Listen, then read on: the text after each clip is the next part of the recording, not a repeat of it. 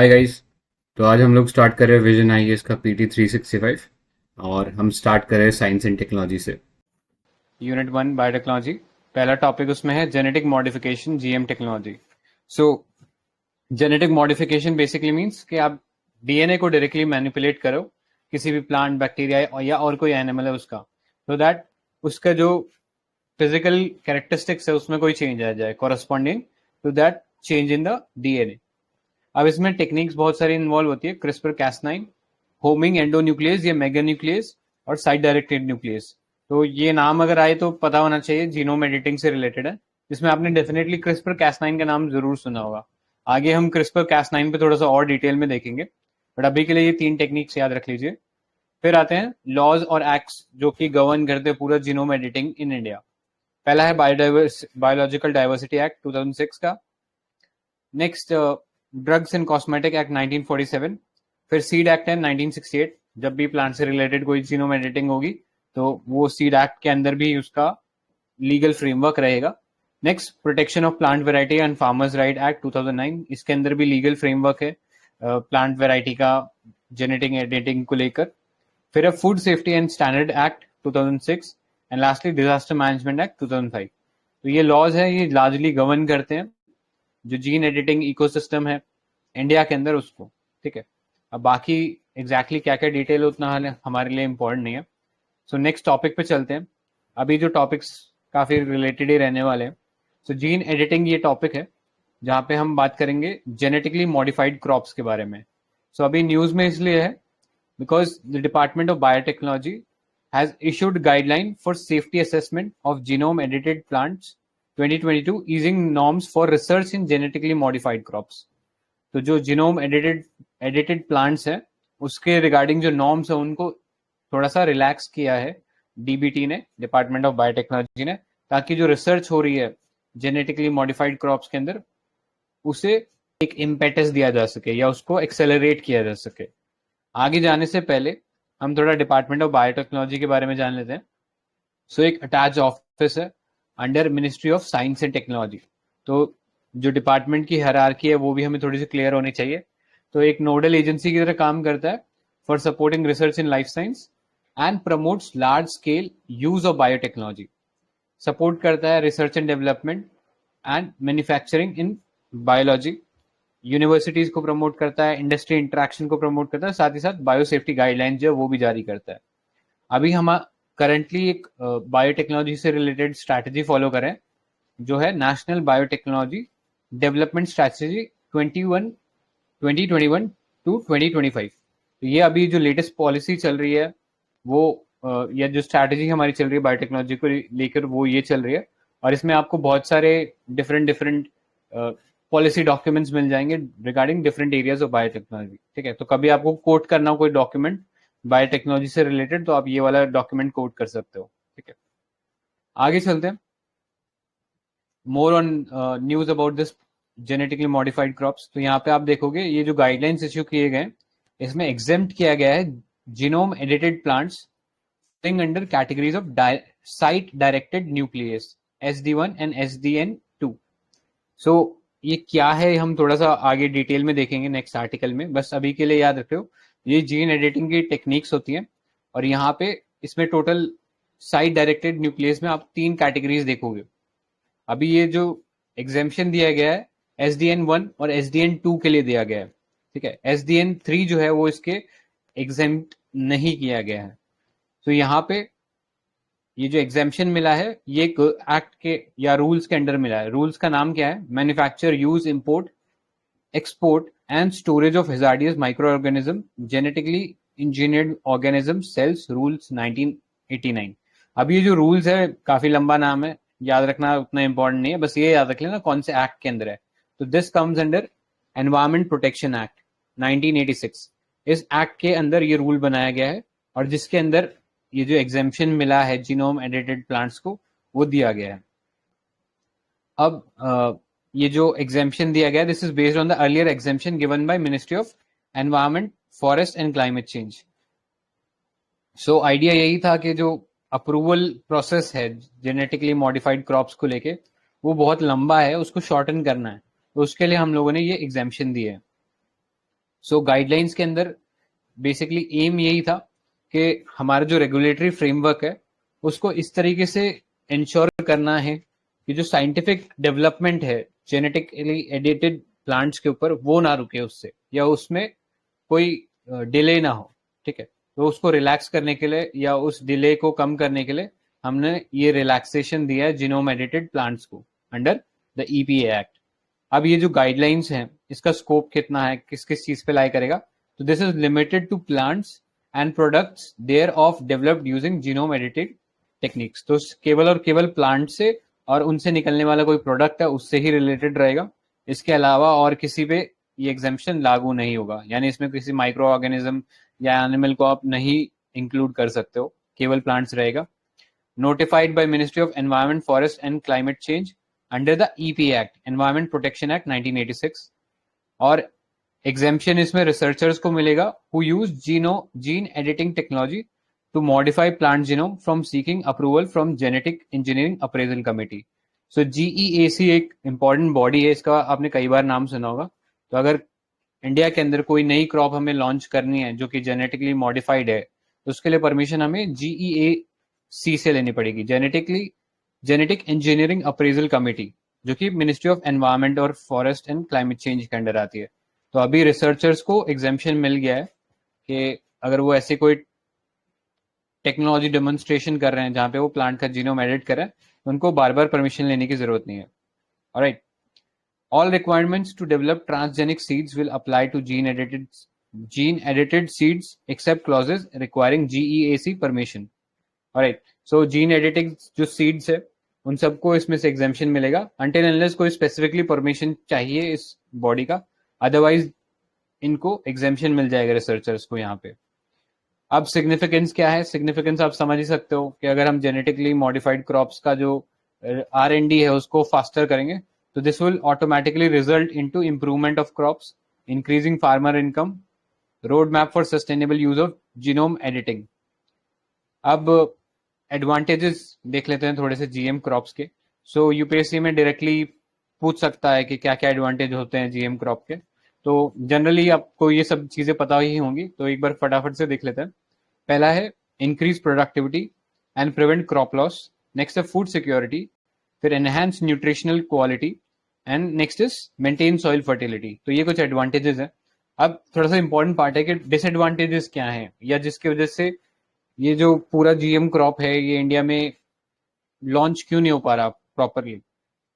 तो पहला है एनवायरमेंटल इश्यूज, तो इससे हो सकता है जेनेटिक कंटेमिनेशन हो जाए, क्रिएशन ऑफ सुपर वीड्स हो सकता है, सुपर बग्स हो सकता है। जैसे आपने सुना होगा बुल वॉर्म एक पेस्ट होता है जो कि कॉटन के ऊपर लगता है, एंड अभी तक जो हम बीटी कॉटन यूज कर रहे थे उसके ऊपर जो बुलवॉर्म है उसने कहीं ना कहीं रेजिस्टेंस डेवलप कर लिया है, मतलब इसके ऊपर जो बीटी कॉटन का जो टॉक्सिन था वो असर नहीं कर रहा है।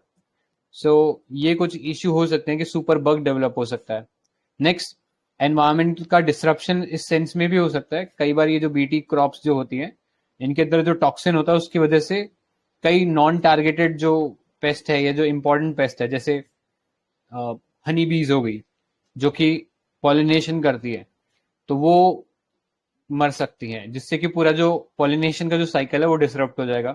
This will lead to disruption of apiculture industry, तो वो भी एक नुकसान है, क्योंकि जो मधुमक्खी होती है, हनी बी जो होती है, वो फ्लावर से ही अपना जो नेक्टर है उसको इकट्ठा करके और फिर हनी बनाती है, तो उससे एपिकल्चर की जो इंडस्ट्री चल रही थी वो भी डिसरप्ट हो सकती है। नेक्स्ट, इकोनॉमिक इश्यू है, बिकॉज कई बार फॉल्स क्लेम किए जाते हैं इन सीड की यील्ड को लेके, बहुत महंगा सीड बेचा जाता है, बस उसका यील्ड उतना प्रॉपर नहीं होता।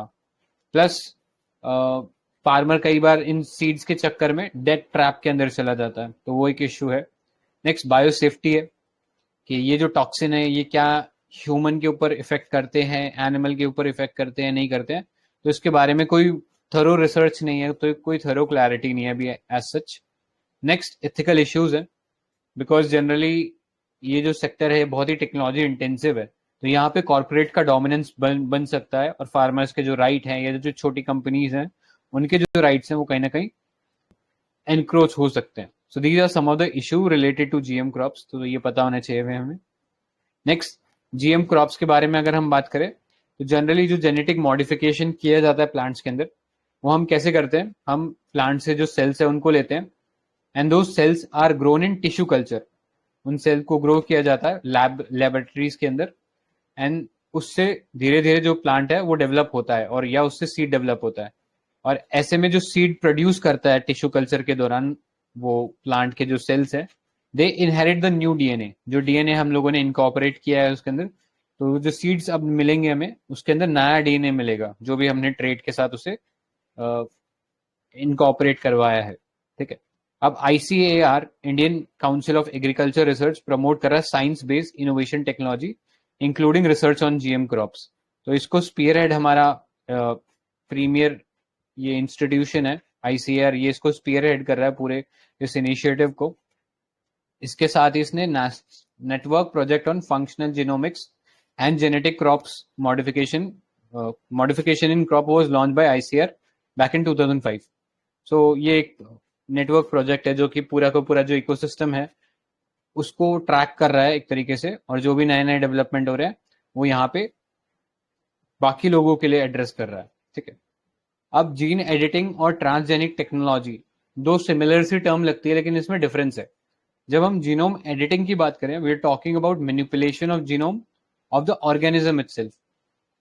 जैसे कि हम एक किसी, लेट्स से किसी को कोई बीमारी है, तो हम क्या कर रहे हैं, उसका जो जीन है उसी को एडिट कर रहे हैं, कि उसमें जो गलत जीन जो है उसको निकाल रहे हैं उसके अंदर से। तो that is simply genome editing. उसमें कोई दूसरी स्पीशीज का हमने जीनोम नहीं डाला है। Alright, when we are incorporating gene from a third species, ठीक है, किसी और स्पीशी का हम लोग जो डीएनए है उसको उठाकर ला रहे हैं और फिर उसको लगा रहे हैं, देन वी से दिस इज ट्रांसजेनिक टेक्नोलॉजी। क्योंकि यहाँ पे हमने एक फॉरेन डीएनए इंट्रोड्यूस किया है उस पर्टिकुलर स्पीशीज के अंदर। तो जैसे आपने सुना होगा गोल्डन राइस, तो गोल्डन राइस जो है वो गोल्डन कलर कैसे मिल रहा है, आपने देखा होगा कैरेट जो होता है थोड़ा सा ऑरेंजिश रेडिश कलर होता है, वो विटामिन जो ए है वो काफी मात्रा में उसके अंदर मिलता है। तो कैरेट से वो जो प्रोटीन है वो लिया गया है और गोल्डन राइस के अंदर डाला गया है। ठीक है। तो ये इसलिए वो गोल्डन सा कलर राइस के अंदर देखने को मिल रहा है। ये एक ट्रांसजेनिक टेक्नोलॉजी का एग्जाम्पल हो गया। ये थोड़ा सा डिफरेंस है, पता होना चाहिए जीनोम एडिटिंग और ट्रांसजेनिक टेक्नोलॉजी के बीच में।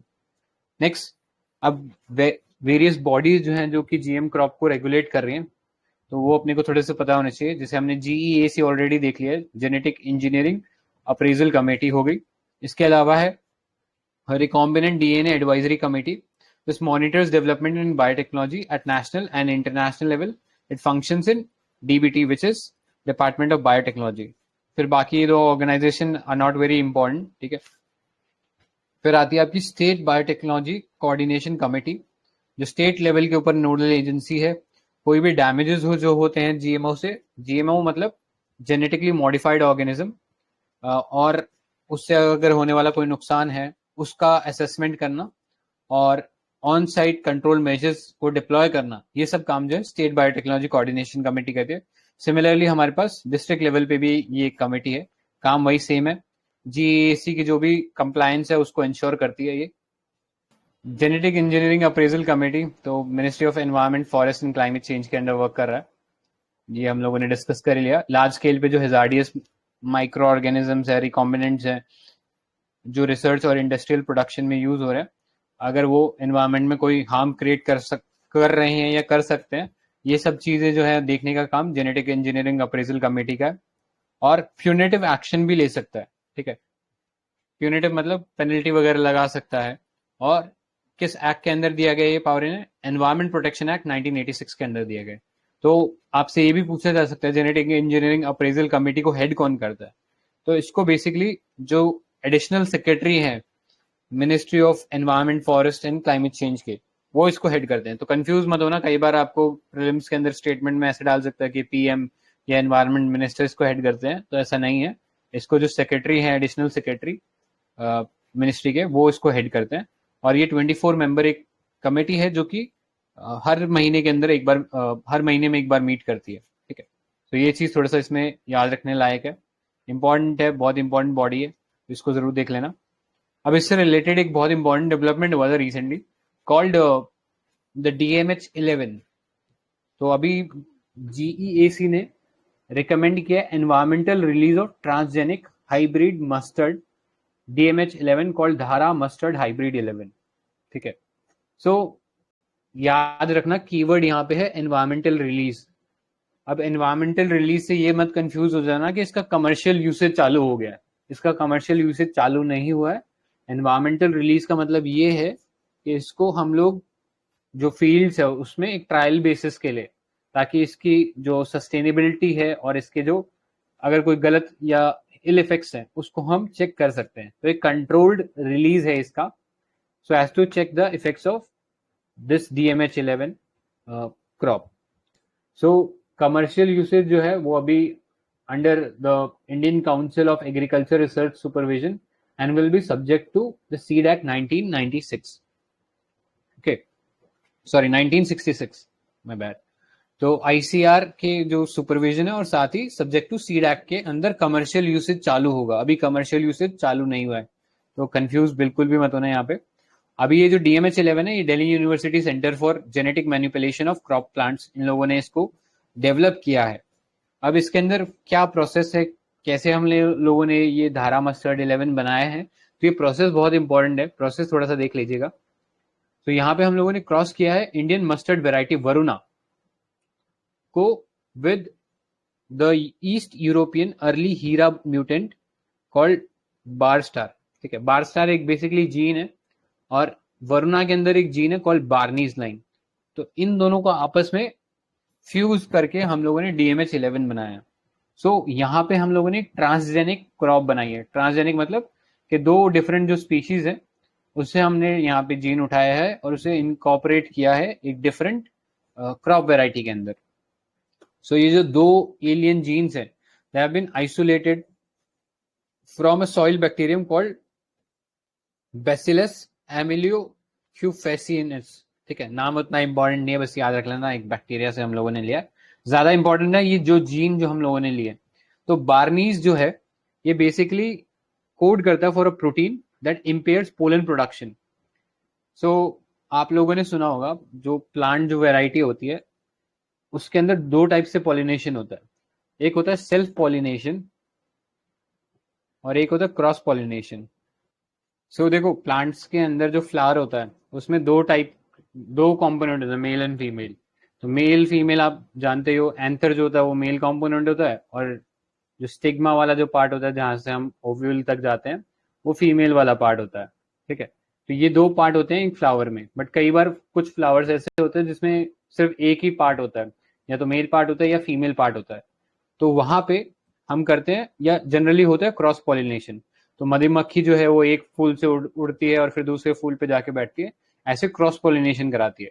लेकिन कुछ ऐसे फूल होते हैं जिसके अंदर फीमेल और मेल ऑर्गन जो एंथर और स्टिग्मा जो है वो साथ में होता है। तो वहां पे ऑटोमेटिकली सेल्फ पॉलिनेशन हो जाता है, क्योंकि एंथर जो है अपने आप से जो पोलन छोड़ता है they automatically go to the stigma और वहां से वो ओव्यूल तक पहुंच जाते हैं। सो सेल्फ पॉलिनेशन और क्रॉस पॉलिनेशन का ये जो कॉन्सेप्ट होता है इसका यहाँ पे इस्तेमाल हो रहा है। तो ये जो मस्टर्ड है ये सेल्फ पॉलिनेटिंग क्रॉप है।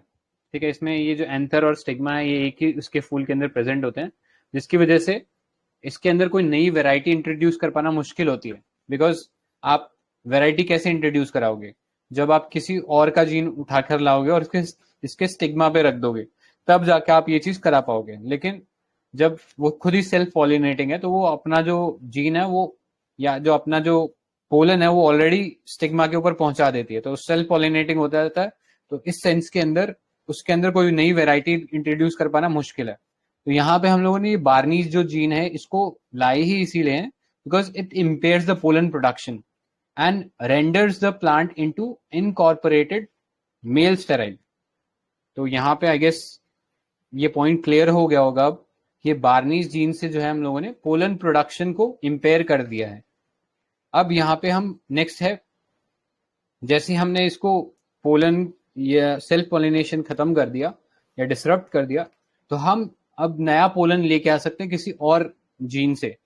ठीक है, किसी और प्लांट का जो जीन हम चाह रहे हैं इनकॉर्पोरेट करना वो ला सकते हैं। और once we introduce that change, तो यहाँ पे सेकंड जो जीन है बार स्टार जो हमने अर्ली हीरा 2 वेराइटी से लिया था, that blocks the action of barnase's gene. ठीक है, जैसे एक बार पॉलिनेशन स्टॉप हो गया उसके बाद बार स्टार वो जो बार्नीज जीन का जो इन्फ्लुएंस था उसको खत्म कर देता है। तो रिजल्टेंट हमारे पास जो प्रोजेनी मिलती है that is both high yield and capable of producing seed and grain. ठीक है, तो ये इसमें थोड़ा सा चीज है जो अपने को क्लियर होना चाहिए। आई होप इससे क्लियर हुआ होगा, तो ये थोड़ा सा याद रख लेना। With that we are done with this part. अभी तक जो पढ़ा उसमें किसी को कोई क्वेश्चन पूछना है? तो 2011 में क्वेश्चन आया था पीटी ब्रिंजल क्यों डेवलप कर रहे हैं, मतलब ऑब्जेक्टिव क्या है इसका। तो ऑप्शन है ट्रू और फॉल्स बताना। To make it drought resistant एक ऑप्शन है, then to make it shelf life longer, और तीसरा ऑप्शन है to make it pest resistant. तो इन तीनों में से क्या ऑब्जेक्टिव है बीटी ब्रिंजल डेवलप करने का?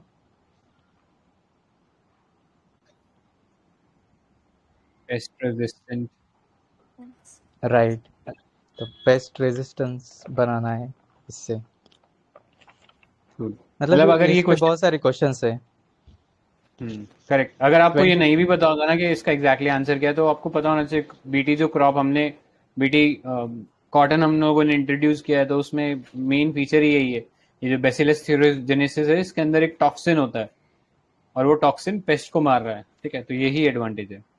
हाँ स्वप्न सर कुछ कंटिन्यू कीजिए। इसमें कंफ्यूज हो सकते हैं, मतलब ड्रॉट रेजिस्टेंट और पेस्ट रेजिस्टेंट। और एक ये था क्वेश्चन बोल गार्ड्स का भी आया था कि बोल गार्ड्स किससे रिलेटेड है, 2021 में आया था सेम कि उसका जीएम रिलेटेड क्रॉप से। देन एक नेशनल बायोडाइवर्सिटी अथॉरिटी है, उस पर भी एक पीवाईक्यू था। तो स्टेटमेंट बोल रहा हूँ, ट्रू और फॉल्स बताना।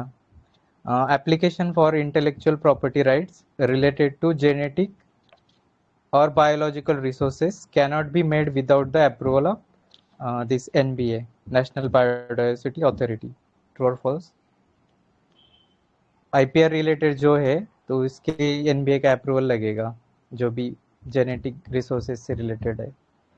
तो नहीं, ये सही है, NBA का अप्रूवल लगता है। तो ये अपना बायोडाइवर्सिटी एक्ट है ना 2002 का, यूएनसीपीडी के लिए हमने मतलब बनाया था, वो पास किया था, तो उसके अंडर ये अथॉरिटी बनी है। तो ये सही है। अभी अमेंडमेंट भी हो गया इसमें, तो वो भी थोड़ा सा देख लेना बिकॉज उसमें काफी एग्जेम्पशंस दिए गए हैं कि आईपीआर को बाद में अप्लाई कर सकते हो, वो सब चीजें। ठीक है। और एक स्टेटमेंट है, जो ये अथॉरिटी है नेशनल बायोडाइवर्सिटी अथॉरिटी, तो ये it monitors and supervises the scientific research on genetic modification of crops. True और फॉल्स? डायरेक्टली मॉनिटर करती है क्या जो भी साइंटिफिक रिसर्च चल रहा है जीएम क्रॉप्स का? फॉल्स। नहीं करती है ना, फॉल्स। राइट, तो जीएसी देखा था ना हमने, जेनेटिक इंजीनियरिंग अप्रेजल कमेटी, तो वो करती है वो वर्क। तो जीएसी भी पीवाईक्यू था। हाँ मैम, इसके लिए आरडैक भी देखा ना, अभी रिकॉम्बिनेंट डीएनए एडवाइजरी कमेटी जो मॉनिटर्स करती है इससे रिलेटेड डेवलप। राइट, वो भी देखती है। ठीक है सर। और एक कार्टिजिना प्रोटोकॉल है, वो किससे रिलेटेड है? Living modified organisms. राइट, और बेनिफिट शेयरिंग के लिए कौन सा है? Equal benefit sharing, Nagoya protocol. Nagoya. Right. अरे अपना बायोडाइवर्सिटी का नया भी आया वो कुनमिंग। ओके, हाँ हाँ हाँ। वो हम लोगों ने इस बार का जो मंथली डिस्कस किया है उसमें है वो। ठीक है, तो आई गेस आगे चलते हैं। Next part is site directed nuclease. तो अभी हम लोग थोड़ी देर पहले ही बात किया था कि SDN1 और SDN2 को जो है एग्जेम्पशन मिला है। इसमें एक और थर्ड वेराइटी है SDN3। तो अब हम इसको थोड़ा सा डिस्कस कर लेते हैं। सो अभी न्यूज में इसलिए है ये site directed nucleus technology because department of biotechnology has revised the guidelines for plant and products thereof developed using the genome editing techniques employing site directed nuclease. तो site directed nucleus basically 3 types है इसमें। So site directed nucleus में हम लोग क्या करते हैं एक स्पेसिफिक सीक्वेंस स्पेसिफिक जो न्यूक्लियस होता है, कि हम एक डीएनए को एक पर्टिकुलर डीएनए के जो पर्टिकुलर स्ट्रैंड है उसको हम कट कर रहे हैं, क्लीव मतलब कट कर रहे हैं. So this SDN technology take advantage of targeted DNA break, और once the DNA is broken, हमारा सेल जो है इतना मतलब केपेबल होता है कि ऑटोमेटिकली जो ब्रोकन डीएनए है उसको रिपेयर कर लेता है. Okay, so sometimes we just cut the DNA and let the host cell naturally repair that DNA. Okay, so this is what is the side directed nuclease is. अब इसमें जो 3 variety है, ये 3 वैरायटी जो है उसमें डिफरेंट चेंजेस को करने के लिए हम क्या डिफरेंट टेक्निक्स इन्वॉल्व कर रहे हैं वो बेसिकली इसमें आती है. अब ये जो मेन एसडीएन टेक्नोलॉजीज है, जो साइड डायरेक्टेड न्यूक्लियस हमें करना है सॉरी, इसके लिए भी फिर फर्दर कुछ टेक्नोलॉजीज होती हैं, जैसे जिंक फिंगर न्यूक्लियस या transcription activator like effector nucleus, talon. ये मेन टेक्नोलॉजीज है जिसके थ्रू हम लोग इंश्योर करते हैं कि हम डीएनए को एक परफेक्ट या एक टारगेटेड एरिया पे कट कर पाए. तो ये जो टेक्नोलॉजीज हैं इनको हम बोलते हैं मॉलिक्यूलर सीजर. तो क्रिस्पर में जो Cas9 जो होता है वो भी एक मॉलिक्यूलर सीजर ही है. ओके, सो याद रखना, zinc finger nucleus, transcription activator like effector nucleus, talon, और Cas9 जो है ये मॉलिक्यूलर सीजर्स होते हैं जो डीएनए को एक टारगेट एरिया के ऊपर कट कर देते हैं. Next, depending on the nature of edit the process can be divided into 3 category. अभी 3 कैटेगरी में जो पहला कैटेगरी SD1 है, यहाँ पे हम एक डबल स्टैंडर्ड डीएनए है उसको ब्रेक करते हैं without any addition of a foreign DNA, यानी कोई नया डीएनए इसमें ऐड नहीं किया गया, सिर्फ डीएनए को कट किया गया. अब जो सेल का जो डीएनए अपने आप उस डीएनए को रिपेयर कर, जो सेल है वो अपने आप उस डीएनए को रिपेयर कर लेगा, कोई फॉरेन डीएनए एडिशन नहीं हुआ. तो this is SD1. Next, SD1 हम लोग यूज कैसे करेंगे, या कोई अगर मैं टेस्ट केस आपको बताऊं कहाँ यूज कर सकते हैं, जैसे हमें किसी एक स्पेसिफिक प्लांट के वेराइटी के अंदर उसका कोई एक ट्रेट जो है उसको एलिमिनेट करना है. लेट्स से उस प्लांट की वेराइटी बहुत टॉल है, ठीक है, बहुत ज्यादा टॉल है, जिसकी वजह से वो पानी ज्यादा सोखती है सॉरी, तो पानी वो ज्यादा सोख रही है, तो हम क्या कर सकते हैं, हम वो जो जीन है जो उसकी हाइट को बढ़ा रहा है उसको एलिमिनेट कर सकते हैं. सो that is how SD1 can be use. Next SDN2 है, तो यहाँ पे हम डबल स्टैंडर्ड जो डीएनए है उसको ब्रेक करते हैं, and while the break is repaired by a cell, a small nucleotide template is supplied that is complementary to the area, which in turn is used by the cell to repair the break. So इन नाम से ही पता लग रहा है कि हम एक template offer कर रहे हैं. After breaking the DNA strand we are offering a template and the cell is using the template to basically join the DNA. So ये SDN2 है. फिर SDN3 जो है, यहाँ पे अगेन हम लोग एक डबल स्टैंडर्ड डीएनए जो है उसको ब्रेक कर रहे हैं, accompanied by a template containing a gene और other sequence of a genetic material. So यहाँ पे जो हमने कट किया है वहां पे सेल जो जैसे नेचुरली रिपेयर करना शुरू करता है उस टेम्पलेट को यूज करता है, resulting into introduction of genetic material, यानी ऑल टुगेदर एक नया जीन बन जाता है हमारे पास. So that is the difference between SDN1, SDN2 and SDN3. ठीक है, तो याद रखना SDN2 और 3 के अंदर ये है कि यहाँ पे सिर्फ एक स्मॉल न्यूक्लियोटाइड टेम्पलेट ऑफर की जा रही है, पूरा डीएनए नहीं दे रहे हम लोग. लेकिन SDN3 के अंदर हम पूरा एक जो डीएनए का सीक्वेंस है वो दे रहे हैं, ठीक है, जिसके अंदर कोई जीन रहेगा. तो that is the difference between these 3. अब ये जो रूल्स आए हैं, हम लोगों ने अभी जो रिलैक्सेशन देखा कि डिपार्टमेंट ऑफ बायोटेक्नोलॉजी बताया, ये रिलैक्सेशन हम लोगों ने किया. सो ये जो रिलैक्सेशन है this will apply to SDN1 and SDN2 as these do not produce any new plant variety that fall under the scope of GMO legislation. ठीक है, तो इनके लिए रिलैक्सेशन है. लेकिन जो SDN3 है जहां पे हम ऑल टुगेदर नया एक जेनेटिकली मॉडिफाइड प्लांट बना रहे हैं, तो that falls under the category of GMO legislation. इसमें भी एक कंडीशन है, if the DNA is exceeding 20 base pairs. अब ये बेस पेयर क्या होता है ये हम आगे आने वाले एक आर्टिकल में डिस्कस करेंगे. अभी बस फैक्चुअली याद रख लो कि जब भी हम कोई नया जीन उसमें या नया डीएनए सीक्वेंस इंट्रोड्यूस कर रहे हैं जो कि 20 बेस पेयर से एक्सीड कर रहा है, तो this would be considered under the GMO legislation, genetically modified organism legislation. ठीक है, so this was about site directed nuclease. तो न्यूक्लियस जब भी वर्ड आएगा तो हमेशा समझ जाना मॉलिक्यूलर सीजर की यहाँ पे बात होने जा रही है. नेक्स्ट आर्टिकल पे चलते हैं, क्रिस्पर कैस9. तो CRISPR Cas9 is the most prominent and the most robust molecular scissor या एक जीन एडिटिंग टेक्निक है. इसको डेवलप किया था microbiologist Emmanuelle Charpentier and biochemist Jennifer Doudna. अब इन लोगों को नोबेल प्राइज भी मिल चुका है इसके लिए इन 2022. आपने पढ़ा भी होगा इसके बारे में. ठीक है, तो यहाँ पे हम लोग इस क्रिस्पर कैस9 के बारे में ही देखेंगे. बिफोर लुकिंग इनटू क्रिस्पर कैस9 थोड़ा सा डीएनए और इन सब चीजों के बारे में देख लेते हैं. तो डीएनए आप जानते हो डीऑक्सीराइबो न्यूक्लिक एसिड होता है, एक डबल स्टैंडर्ड जेनेटिक मटेरियल होता है. डबल स्टैंडर्ड वो भी लैडर लाइक स्ट्रक्चर होता है, प्लस हेलिकल भी बोल सकते हैं. ठीक है, फिर आरएनए जो है वो सिंगल स्टैंडर्ड होता है, अगेन जेनेटिक मटेरियल है. इन ऑर्गेनिजम्स लाइक वायरसेस इसमें देखने को मिलता है, ऑल्दो ह्यूमन में ये इंटरमीडिएट स्टेज पे होता है. मतलब डीएनए से जब हम प्रोटीन बनाते हैं तो पहले आरएनए बनता है एंड देन प्रोटीन बनता है. ठीक है, this process is known as translation, जब हम आरएनए से प्रोटीन बनाते हैं.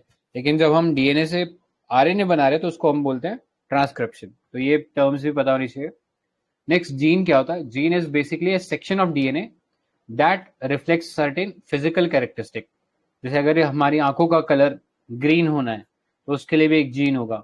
अगर हमारी आंखों का कलर या बालों का कलर सपोज गोल्डन होना है तो उसके लिए भी एक जीन होगा. ठीक है, तो जीन जो है वो एक स्पेसिफिक ट्रेट को रिफ्लेक्ट करता है and it's a segment of DNA reflecting a certain trait. फिर है genome. Genome is basically the complete set of DNA. हमारी बॉडी जो है मिलियंस या बिलियंस ऑफ डीएनए से डीएनए के जो बेस पेयर्स है उनसे मिलकर बनता है. तो जब हम बोलेंगे कि एक ऑर्गेनिज्म का पूरा डीएनए का सेट क्या होगा, तो that is what is genome. इसमें सारे क्रोमोसोम्स, डीएनए, जीन्स वगैरह सब आ जाएगी.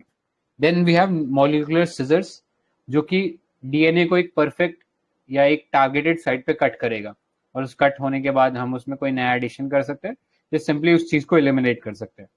सो these are some of the basic terms that we should be knowing about this entire biotechnology part. अब आते हैं क्रिस्पर कैस9 पे वापस. तो क्रिस्पर कैस9 का फुल फॉर्म है clustered regularly interspaced short palindromic repeats. ये क्रिस्पर का फुल फॉर्म है.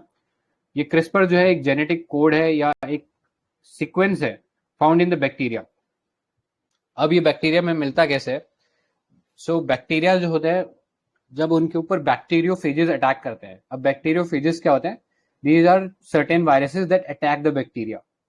तो जब भी ये बैक्टीरियोफेजेस बैक्टीरिया को अटैक करते हैं, वो अपना जो जेनेटिक मटेरियल है बैक्टीरिया के जो न्यूक्लियस है उसके अंदर ट्रांसफर कर देते हैं. अब जैसे ही वो न्यूक्लियस के अंदर ट्रांसफर हो जाता है वायरस का जो जेनेटिक मटेरियल है, जो बैक्टीरिया होता है उस जो वायरस का जो डीएनए है या जो भी आरएनए है, जो भी जेनेटिक मटेरियल है, उसको अंदर इनकॉर्पोरेट कर लेता है. So this bacteria uses CRISPR sequence to remember each specific virus that attacks them by incorporating their DNA into its bacterial genome. So जितने भी वायरसेस इसको अटैक करते हैं बैक्टीरिया को, उन सब का डीएनए ये स्टोर कर लेता है ताकि इसको पता रहे कि नेक्स्ट टाइम अगर ये वायरस मेरे पे अटैक करता है तो मैं कौन सा सिक्योरिटी मैकेनिज्म जो है, इसके अंदर बेसिकली एक सिक्योरिटी मैकेनिज्म होता है जिसके थ्रू ये नेक्स्ट अगर टाइम अटैक करता है वायरस तो हम उस चीज को, मतलब बैक्टीरिया जो है उस चीज को रिमेंबर करके उस चीज को रोक सकता है.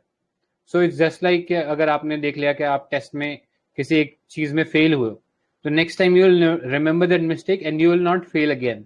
So like that bacteria also remembers the DNA of the or the genetic material of the virus and ensures that it does not fail again when attacked by that virus. ठीक है, सो यही क्रिस्पर जो है वो चीज होती है कि क्रिस्पर के हम लोग भी ऐसा यूज कर सकते हैं कि किसी बैक्टीरिया को वायरस के अंदर हम जेनेटिक मटेरियल डाल देंगे, वो वायरस जो है आगे जाके बैक्टीरिया को अटैक करेगा, अपना जो जेनेटिक मटेरियल है बैक्टीरिया के अंदर डालेगा, and that's how will have a sequence, a desired sequence of the DNA that we want to incorporate into any other organism. Okay, तो जो भी हमें रेलेवेंट डीएनए हमें इनकॉर्पोरेट करना है या बनाना है, वो हम उस बैक्टीरियोफेजेस के अंदर डाल के बैक्टीरिया के अंदर इनकॉर्पोरेट कराते हैं. ठीक है, तो this is CRISPR. I hope clear हुआ होगा. So this CRISPR is a bacterial RNA guided endonuclease that once activated will make special enzyme that seems to have co-evolved with the CRISPR. ठीक है, so यहाँ पे थोड़ा सा technical हो रहा है, तो यहाँ पे इसको थोड़ा सा एग्जाम्पल के थ्रू समझते हैं. सपोज सूजन है, यहाँ पे फिगर में आप देख ही सकते हो, थोड़ा सा और जूम कर देता हूँ. सो यहाँ पे आप सूजन देख सकते हो. सूजन को सिकल सेल जो बीमारी है, आगे उसके बारे में भी देखेंगे. सिकल सेल बीमारी है जो कि जेनेटिक बीमारी है, caused by a single DNA letter mutation. DNA के एक सिंगल जो पेयर है उसके अंदर म्यूटेशन हो गया, जिसकी वजह से सिकल सेल एनीमिया हो गया इसको. अब इसको डीएनए अगर आप देखोगे तो इसका कुछ इस तरीके से दिखेगा. आपको यहाँ पे एक इश्यू दिखाई दे रहा होगा जिसकी वजह से ये सिकल सेल म्यूटेशन हुआ है. तो अब इस चीज को ठीक करने के लिए हम क्रिस्पर Cas9 का मदद लेते हैं. यहाँ पे हम एक गाइड आरएनए तैयार करते हैं. गाइड आरएनए मतलब ये आरएनए आइडेंटिफाई करेगा उस स्पेसिफिक टारगेट साइट को जहां पे हमें इस डीएनए को जो है कट करना है. So in lab the scientist create a strand of guide RNA that matches the mutated DNA sequence. Right, so जो भी डीएनए सीक्वेंस है उससे रिलेवेंट हम लोग एक आरएनए तैयार करेंगे. तो हमारा जो ये क्रिस्पर Cas9 वाला जो पार्ट है, इसके अंदर एक गाइड आरएनए होगा जो कि जाएगा, आइडेंटिफाई करेगा उस स्पेसिफिक सीक्वेंस ऑफ डीएनए जो कि रॉन्ग है या जो सिकल सेल एनीमिया को रिफ्लेक्ट कर रहा है, और उसको वहां पे ले जाके न्यूक्लियर सिजर जो है जो कि Cas9 है उसको ले जाके छोड़ देगा. अब जैसे ही Cas9 वहां पे पहुंचेगा, विच इज मॉलिक्यूलर सिजर, तो यही वहां पे एक कट मार देगा. ठीक है, सो आइडिया ये है क्रिस्पर Cas9 यूज करने का. So Susan receives an injection of RNA plus Cas9 mix. The guide RNA identifies the mutated DNA that causes sickle cell disease and then the Cas9 cuts the affected sequence. तो यहाँ पे आप देख रहे हो image number 6 के अंदर कि यहाँ पे Cas9 ने जैसे जो गाइड आरएनए उसने डायरेक्शन दिया Cas9 को कि ये वाला जो पार्ट है ये इसको हमें टारगेट करना है, और Cas9 उस पार्ट को टारगेट करता है और कट कर देता है. अब साइंटिस्ट जो है यहाँ पे एक हेल्दी डीएनए जो है इंसर्ट करवा देते हैं. जो अभी हमने देखा साइड डायरेक्टेड न्यूक्लियस 3 के अंदर हमने देखा था कि हम यहाँ पे जो हेल्दी या जो भी डीएनए सीक्वेंस हमें इंट्रोड्यूस कराना वो भी प्रोवाइड करा देते हैं, ताकि सेल जब उसे रिपेयर कर रहा है उस डीएनए को तब उसको वो इंट्रोड्यूस कर दें. So that's how this entire CRISPR Cas9 works. So I hope clear हुआ होगा इससे. So this CRISPR works on basically 3 elements. First is guide RNA जो भी हमने डिस्कस किया, जो डायरेक्शन बताता है या स्पेसिफिक टारगेट बताता है जिसको हमें हिट करना है. फिर है Cas9 जो कि सिजर की तरह काम करता है और स्निप करता है जो अनडिजायर्ड डीएनए उसको. फिर डीएनए है जो भी डीएनए हमें इनकॉर्पोरेट कराना है. तो ये 3 एलिमेंट्स होते हैं, ये मिलकर क्रिस्पर Cas9 का जो वर्किंग है उसको एंश्योर करते हैं. अब चैलेंजेस क्या है क्रिस्पर Cas9 से एसोसिएटेड? तो पहला इथिकल चैलेंजेस है, डिजाइनर बेबीज जो है इससे बनाए जा सकते हैं. That people now start wanting that their baby should have certain colour of eyes या सर्टेन स्किन कलर या सर्टेन हेयर कलर. ठीक है, तो ये सब चीजें एंश्योर कराई जा सकती हैं, और ऐसे में बहुत हाई चांसेस है कि ये अगर गलत हो जाए तो इससे भी जो प्रोजनी है या जो ऑफस्प्रिंग है उसका पूरा लाइफ खराब हो सकता है. नेक्स्ट, इकोलॉजिकल इम्पैक्ट्स हो सकते हैं. Gene with negative traits throughout a population can be introduced through it. So these are some of the issues that needs to be addressed. अब इंडिया के अंदर एडवांसमेंट की बात करें तो ये क्रिस्पर Cas9 का जो टेक्नोलॉजी है हम लोग यूज करें for treating sickle cell anaemia. So अगर आपने कल का अगर न्यूज़पेपर पढ़ा हो हिंदू का, तो उसमें भी सिकल सेल एनीमिया के ऊपर एक आर्टिकल था. सो बेसिकली या इस बार का जो बजट था उसमें भी सिकल सेल एनीमिया प्रोग्राम के ऊपर कुछ टारगेट्स थे. तो हमारे ये जो सिकल सेल एनीमिया है, ये जैसे हमने अभी डिस्कस किया, ये एक जेनेटिक डिजीज है जिसके अंदर हमारा जो आरबीसी है जो नॉर्मली शायद इस तरीके से दिखता था. ठीक है, लेट्स से आरबीसी आपका ऐसा दिख रहा था, लेकिन सिकल सेल एनीमिया में क्या होता है, वो सिकुड़ जाता है. ठीक है, ऐसा हो जाता है, पतला सा हो जाता है. और जब ये पतला हो जाता है तो इसकी जो ऑक्सीजन एटम्स को कैरी करने की जो कैपेसिटी होती है वो कम हो जाती है, ठीक है। और ये जो डिजीज है अल्टीमेटली जो जिस भी अफेक्टेड जो पेशेंट है उसके फिजिकल परफॉर्मेंस को बहुत ही ज़्यादा इम्पैक्ट करती है। सो इस सिकल सेल एनीमिया को एलिमिनेट करने का हम लोगों ने टारगेट लिया है इस बजट के अंदर। By 2047 we want to eliminate sickle cell anaemia. Age group इसके अंदर है 0 to 40 ईयर्स, ठीक है। तो यही याद रख लेना, बाकी ज़्यादा डिटेल में जाने की जरूरत नहीं है इस डिजीज के बारे में। So that is where we are using this CRISPR-Cas9 technology. Apart from that, researchers at National Agri-Food Biotechnology has edited the banana genome to improve its nutritional quality and pathogen resistance. So these are some of the benefits. अब in general अगर हम बात करें तो CRISPR-Cas9 की technology बहुत widely used है। The reason being कि ये फास्ट है और बहुत ज़्यादा एफिशिएंट है, और इसके चलते हम लोग फार्मा और बायोटेक्नोलॉजी के अंदर नए नए जो डेवलपमेंट्स है वो देख पा रहे हैं। और यही कारण है कि इसके डेवलपमेंट के लिए जो नोबेल प्राइज था 2022 के अंदर ऑफ मेडिसिन वो दिया गया CRISPR-Cas9 के लिए। ऑलराइट, सो ये था CRISPR-Cas9। Moving on to the next article, again a very important article. आप डेफिनेटली इससे एक्सपेक्ट कर सकते हो कि शायद क्वेश्चन आ जाए, बिकॉज ये CRISPR-Cas9 कई बार पूछा हुआ है। बट ये CAR-T जो सेल थेरेपी है ये अभी रीसेंट है, इंडिजिनियसली डेवलप्ड है। सो थोड़ा सा ध्यान से सुनना। CAR-T cell therapy stand for chimeric antigen receptor cell therapy. So अभी हमारा IIT बॉम्बे और जो टाटा मेमोरियल सेंटर है इन लोगों ने फर्स्ट टाइम इंडिजिनियसली डेवलप किया CAR-T थेरेपी को और टेस्ट किया पेशेंट्स के ऊपर in India. So this research was funded by national biopharma mission, जो कि biotechnology industry research assistance council, BRAC नाम से ये काउंसिल है। ये भी अगेन एक बहुत इंपॉर्टेंट बॉडी है जिसके बारे में हमें पता होना चाहिए। सो BRAC जो एक पब्लिक सेक्टर एंटरप्राइज है which is set up under department of biotechnology and it is an interface agency to strengthen the biotech enterprise. Okay, तो जो बायो सेक्टर, जो बायोटेक्नोलॉजी का जो पूरा सेक्टर है उसको स्ट्रेंथन करने के लिए इस ऑर्गेनाइजेशन को बनाया गया है। अब आते हैं काम की चीज पे कि ये CAR-T थेरेपी है क्या। सो CAR-T थेरेपी से भी हम basically we are trying to fight cancer. So this is a way to get immune cells called T cells to fight cancer by editing them in the lab.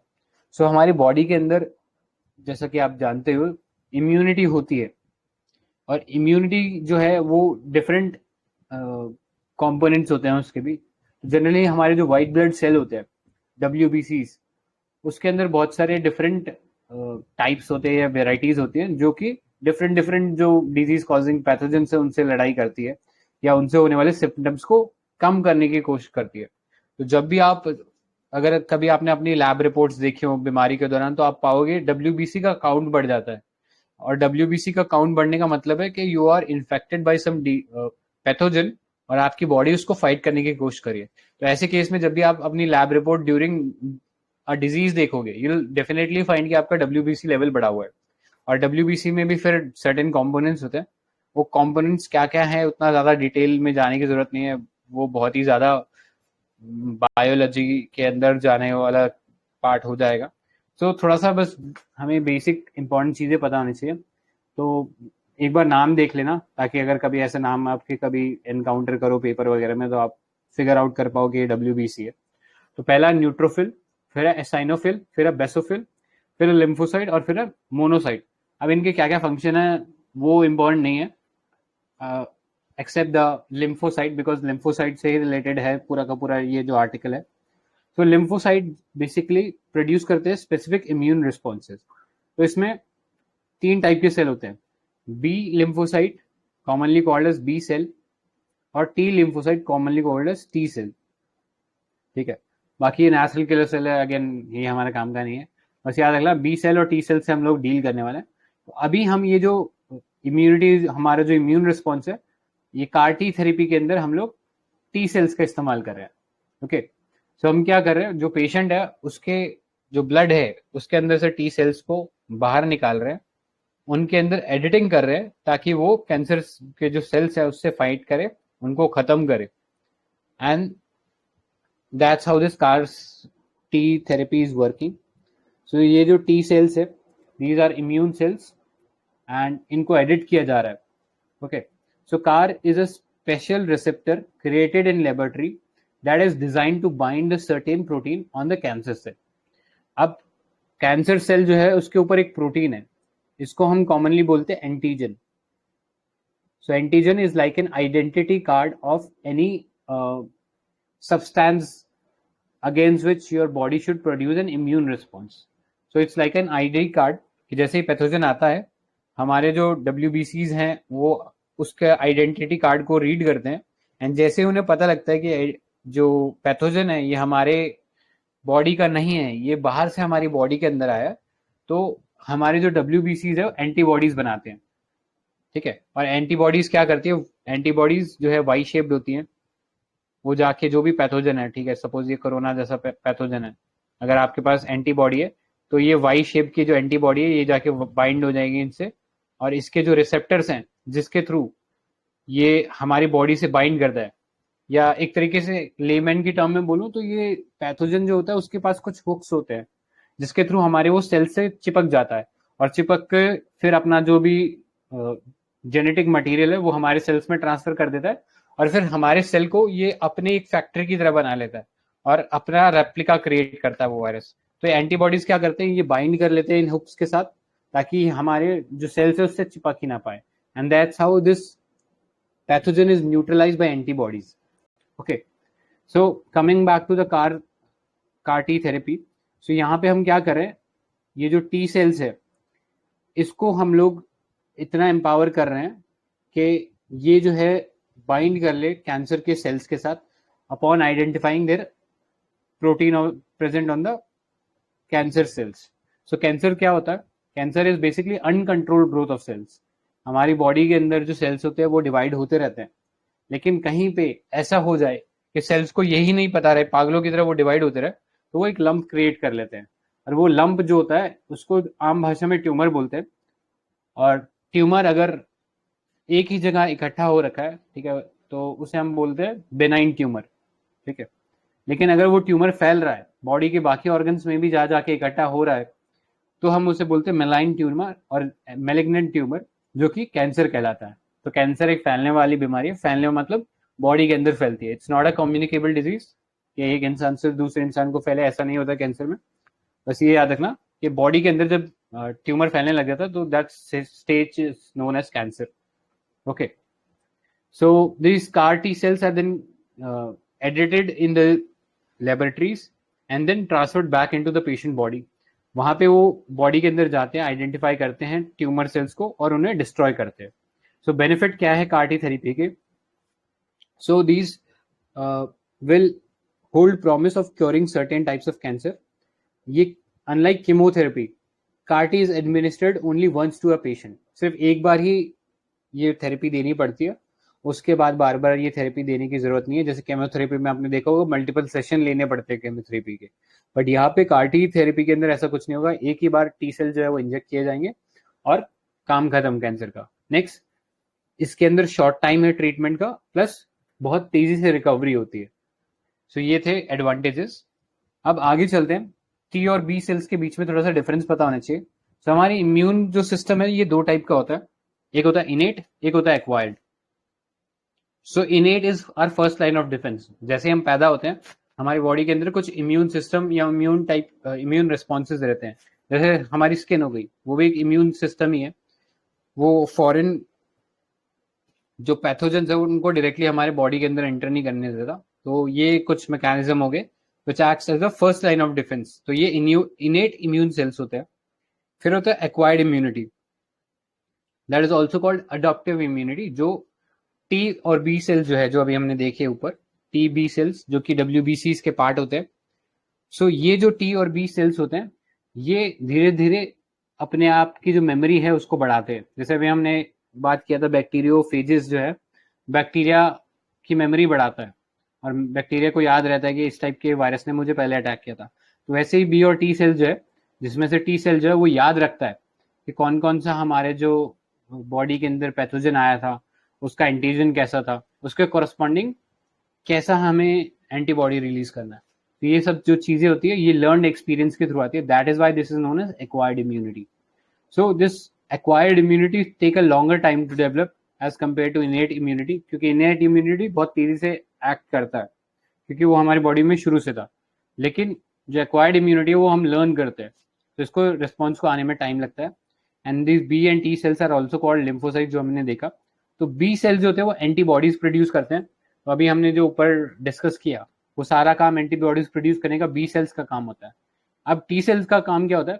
T cells का काम है ऐसे sales को खत्म करना जो कि है तो हमारे, लेकिन काम पैथोजन का कर रहे हैं, ठीक है। तो हमारी बॉडी में कई बार कुछ गद्दार सेल्स बन जाते हैं, तो वायरस बेसिकली यही काम करता है कि वायरस हमारे बॉडी में आता है, हमारे जो नॉर्मल सेल्स होते हैं, वायरस के जो सेल होता है वो बाइंड करता है इसके साथ और अपना यहाँ पे जेनेटिक मटेरियल ट्रांसफर कर देता है। तो सेल को लगता है ये मेरा खुद का जेनेटिक मटेरियल है, और फिर वो आगे जैसे ही सेल डिवाइड करने लगता है वो नए नए वायरसेस प्रोड्यूस करने लगता है, ठीक है। तो इसके रेप्लिकास बना देता है, वायरस के रेप्लिका क्रिएट कर देता है। So our body cell is acting like a factory of the virus. So ऐसे जो ट्रेटर सेल्स बन जाते हैं हमारी बॉडी में, या ट्यूमर एक तरीके से हो गया, ट्यूमर जो है उसको पता ही नहीं है कि हम अनकंट्रोल ग्रोथ कर रहे हैं, या जो कैंसर है उसे पता ही नहीं है कि हमारे ही बॉडी सेल्स को वो नुकसान पहुंचा रहा है। तो ऐसे में टी सेल्स जो होते हैं they are direct fighters of foreign invaders and also produce cytokines which are biological substance that help activate other parts of immune system. So T cells basically destroy body's own cell that have been taken over by virus or become cancerous, ठीक है। तो T cell का काम है हमारे जो गद्दार sales है उनको मारना है, और इस दौरान वो एक साइटोकाइनिन जो केमिकल है उसको प्रोड्यूस करता है, जिससे हमारे बाकी जो इम्यून सिस्टम के जो रिस्पॉन्सेज है वो भी ट्रिगर हो जाते हैं। तो ये साइटोकाइनिन जो है ये आपने कोविड-19 के दौरान सुना होगा। कोविड-19 में वो जो वायरस था वो यही कर रहा था, साइटोकाइनिन सर्ज को इतना ज्यादा बढ़ा दे रहा था कि हमारी जो बॉडी का जो इम्यून सिस्टम है वही बॉडी को अटैक कर रहा था, ठीक है। तो कोविड में अभी आपने ये टर्म सुना होगा। सो ये याद रखना, साइटोकाइनिन साइटोकाइंस और जो ओन बॉडी सेल्स है जो कि टेकन ओवर बाय वायरसेस हैं या कैंसरस हो गए, उनको एलिमिनेट करने का काम टी सेल्स जो है वो करते हैं। So that was all about this CAR T therapy, ठीक है। एक बार इन्फोग्राफिक से थोड़ा सा और बता देता हूँ। तो CAR T सेल थेरेपी में हम बेसिकली क्या कर रहे हैं, हम पेशेंट के बॉडी में से टी सेल्स को निकाल रहे हैं, लैब में ले जा रहे हैं, लैब में ले जाके उनमें इंसर्ट करें काइमेरिक एंटीजन रिसेप्टर। ये काइमेरिक एंटीजन रिसेप्टर ये बेसिकली टारगेट करता है कैंसरस सेल को, कैंसरस सेल के ऊपर जो प्रोटीन होता है उसको टारगेट करता है, और इससे हमारे जो टी सेल्स है उसको पता लगता है कि एग्जैक्टली किस सेल को मारना है हमें जाके। So once this editing is done, ये जो CAR T सेल्स है वापस इन्फ्यूज किए जाते हैं पेशेंट के अंदर, एंड पेशेंट के अंदर जाके जहां पे भी कैंसर होता है उसको जाके अटैक करना शुरू कर देता है एंड उन सेल्स को खत्म कर देते हैं वहीं जड़ से वहीं पे। सो that is the CAR T therapy. अब आगे चलते हैं जीनोम सिक्वेंसिंग। तो ये पार्ट थोड़ा सा इजी है, अब जितने भी पार्ट रहेंगे वो सारे इजी हैं। तो जीनोम सिक्वेंसिंग बेसिकली क्या है, अभी न्यूज में इसलिए है बिकॉज एक इंटरनेशनल टीम ने ये डिस्क्राइब किया है that they have done the sequencing of a complete human genome for the first time ever. Okay, पूरा कंप्लीट सेट का जो जीनोम सिक्वेंसिंग है पहली बार हुआ है। आगे हम इससे रिलेटेड और भी प्रोजेक्ट्स देखेंगे, बट इसमें ये कीवर्ड याद रखना, कंप्लीट जो जीनोम सिक्वेंसिंग है वो पहली बार हुई है। सो प्रीवियस एफर्ट अब तक जितने भी हुए हैं डीएनए सिक्वेंसिंग टेक्नोलॉजीज को लेकर, वो केवल 8% तक का जीनोम है उसी को सिक्वेंस कर पाए हैं। तो जीनोम सिक्वेंसिंग हम लोगों ने डिस्कस किया पहले कि बेसिकली जो बॉडी का पूरा जो डीएनए सेट है उसको हम जीनोम बोलते हैं, और जब हम इसको सिक्वेंसिंग करते हैं यानी हम जब इससे रिलेटेड इंफॉर्मेशन निकालते हैं तो उसे जीनोम सिक्वेंसिंग बोलते हैं। तो जीनोम सिक्वेंसिंग में हम डिसाइफर करते हैं डीएनए न्यूक्लियोटाइड्स। डीएनए न्यूक्लियोटाइड्स मतलब एक शुगर का बेस, ठीक है, शुगर फॉस्फेट बेस, और फिर जो बेस पेयर्स हैं वो तो ये सब मिलकर हमारे जो डीएनए है उसको बनाते हैं। अब बेस पेयर में हमारे पास 4 कंपोनेंट्स है, एडेनाइन, साइटोसिन, गुआनिन, थाइमिन। ये जो 4 केमिकल्स है ये बेस पेयर बनते हैं। सो जैसे आप देखोगे डीएनए के अंदर ये लैडर लाइक आपको अपीयरेंसेस दिख रहे होंगे, ठीक है। जो डीएनए है, अगर लेट्स से ऐसा डीएनए है हमारे पास, तो यहाँ पे ये जो स्ट्रैंड्स होते हैं इसके अंदर ऑल्टरनेट फैशन के अंदर हमें ये बेस पेयर देखने को मिलेंगे। सो याद रखना इनका पेयरिंग जो है हमेशा सेम होता है। एडेनाइन हमेशा थाइमिन के साथ पेयर करता है, साइटोसिन हमेशा ग्वानिन के साथ पेयर करता है, ठीक है। सो जैसे ही आप सेल को देखोगे, एक ह्यूमन सेल को, यू विल फाइंड कि within the cell there is a nuclear, जहाँ पे सारा जेनेटिक मटेरियल स्टोर रहता है इस न्यूक्लियस के अंदर। न्यूक्लियस के अंदर फिर क्रोमोसोम्स होते हैं। Chromosomes are like certain segments, compressed segments of DNA. जैसे हम क्रोमोसोम को खींचते हैं तो इसमें से हमें एक डोरी सी मिलेगी, ये डोरी ही बेसिकली डीएनए है। और डीएनए का ऐसा पार्ट जो एक सर्टेन फीचर को कोड करता है उसे हम बोलते हैं जीन। जैसे कि हमारे आंखों का कलर है, उसको जो भी डीएनए का सेगमेंट कोड कर रहा है उसे हम बोलेंगे जीन ऑफ आई कलर, ठीक है। सो that's how the entire DNA sequencing happens. यहाँ हम पूरा ये जो बेस पेयर का जो सीक्वेंस है उसे डिसाइफर करते हैं। तो याद रखना हमारा जो ह्यूमन जीनोम है that contains 3 billion base pair. इसीलिए इंफॉर्मेशन को ट्रैक कर पाना बहुत मुश्किल हो रहा है, बिकॉज आप समझ ही सकते हो 3 बिलियन बेस पेयर को अगर आपको कोड करना है या सीक्वेंस करना है तो ये कितना मुश्किल टास्क होगा, ठीक है। अब इससे एप्लीकेशन क्या है जीनोम सीक्वेंसिंग की? तो पहला, इससे हमें हेल्प मिलेगा हमारे एवोल्यूशन को अंडरस्टैंड करने में, हमारी बायोलॉजी को अंडरस्टैंड करने में। फिर हेल्प करेगा रेयर डिजीजेस जो हैं, जो जेनेटिक रेयर डिजीजेस हैं उनको आइडेंटिफाई करने में, न्यूरो डिजेनरेटिव कंडीशंस को आइडेंटिफाई करने में, और फिर कैंसर को आइडेंटिफाई करने में। इसके अलावा कैसे जीनेटिक म्यूटेशंस हो रहा है वायरसेस के अंदर, उनका एवोल्यूशन कैसे हो रहा है, स्प्रेड कैसे हो रहा है, उनके खिलाफ वैक्सीन कैसे बनानी है, इन सब में जीनोम सीक्वेंसिंग हमें हेल्प करेगी। So this is all that you need to know about genome sequencing. अभी इंडिया के अंदर कुछ डोमेस्टिक एफर्ट्स चल रहे हैं जीनोम सीक्वेंसिंग को लेके, वो हमें पता होना चाहिए। पहला है IndiGen programme. It aims to undertake whole genome sequencing of 1000 Indian individual representing diverse ethnic groups, ठीक है। तो याद रखना 1000 इंडियंस का इसके अंदर जो जीनोम है वो सीक्वेंस किया जाएगा, और इसको फंड कौन कर रहा है? CSIR। नेक्स्ट सिमिलर सा ही एक इनिशिएटिव है बट डिफरेंट है, जीनोम इंडिया प्रोजेक्ट करके। इसके अंदर हम 10,000 जेनेटिक सैंपल्स है फ्रॉम सिटीजन अक्रॉस इंडिया, उसका हम जेनेटिक सैंपलिंग हम लोग करेंगे, सीक्वेंसिंग करेंगे, and this is done by department of biotechnology. Next is human genome project. ये इंडिया का इनिशिएटिव नहीं है, ये यूएस का इनिशिएटिव था, बट एक बहुत ही लैंडमार्क इनिशिएटिव था, बिकॉज यहाँ पे हम लोगों ने पहली बार ह्यूमन जीनोम सीक्वेंसिंग को जो ह्यूमन का जो जीनोम है उसकी सीक्वेंसिंग स्टार्ट करी थी। ये प्रोजेक्ट शुरू हुआ था 1990 में एंड दिस एंडेड इन 2003। ये याद रख लेना ह्यूमन जीनोम प्रोजेक्ट के बारे में। नेक्स्ट पार्ट पे चलते हैं, जीनोमिक सर्वेलेंस। सो अभी बहुत सारे आउटब्रेक हो रहे हैं डिजीजेस के, कोविड-19, मंकी पॉक्स, अभी नया फ्लू भी एक आ रहा है H3N2 करके। तो इन सब की सीक्वेंसिंग सर्वेलेंस जो है वो बहुत ज़रूरी है, ताकि अगर कोई भी ऐसा हार्मफुल वैरायटी आ रही है वायरस की जो कि नेगेटिवली इम्पैक्ट कर सकती है हमारे हेल्थ सिस्टम को, तो उसके खिलाफ पहले से ही एक्शन लिया जा सके। तो यहाँ पे जीनोमिक सर्वेलेंस इसलिए इम्पोर्टेंट है। अब जीनोमिक सर्वेलेंस जो है हम लोग मॉनिटर करने के लिए कर सकते हैं, डिजीजेस को, पैथोजेंस को कंट्रोल कर सकते हैं, टेलर इंटरवेंशंस बना सकते हैं कि स्पेसिफिक वायरस है उससे कैसे डील कर सकते हैं या उससे कैसे काउंटर मेजर ले सकते हैं। तो ये सब चीज़ों में हमें हेल्प करेगा, इसके अलावा ज़्यादा इंपॉर्टेंट नहीं है। अब जीनोमिक सर्वेलेंस इंडिया में अगर हम स्ट्रक्चर की बात करें कैसे हो रहा है, तो हमारे पास regional genome sequencing laboratories, it serve as regional hub for genome sequencing. इसके अलावा कोविड स्पेसिफिक अगर एक इनिशिएटिव था इंसाकॉग करके, इंसाकॉग का फुल फॉर्म था Indian SARS COVID 2 genomics consortium. तो जो भी कोविड के जो भी वेरिएंट्स आ रहे थे उनसे रिलेटेड जो भी जीनोम सीक्वेंसिंग था ये कंसोर्टियम कर रहा था। इस कंसोर्टियम के अंदर बेसिकली 50 लेबोरेटरीज का एक नेटवर्क था, जो भी जितने भी उनके पास कोविड रिलेटेड वेरिएंट्स के जो भी डेटा आ रहे थे वो शेयर कर रहे थे आपस में, ठीक है। सो ये था। अब इसी लाइंस पे, इंसाकॉग के लाइंस पे हम एक इंडियन ट्यूबरकुलोसिस जीनोमिक सर्वेलेंस भी बनाने की बात करें, जिसके थ्रू जो ट्यूबरकुलोसिस है, जैसे कि आप जानते हो एक बैक्टीरियल डिजीज होती है ट्यूबरकुलोसिस, तो बता सकते हैं कौन सा बैक्टीरिया कॉज करता है इस बीमारी को? एनीबडी?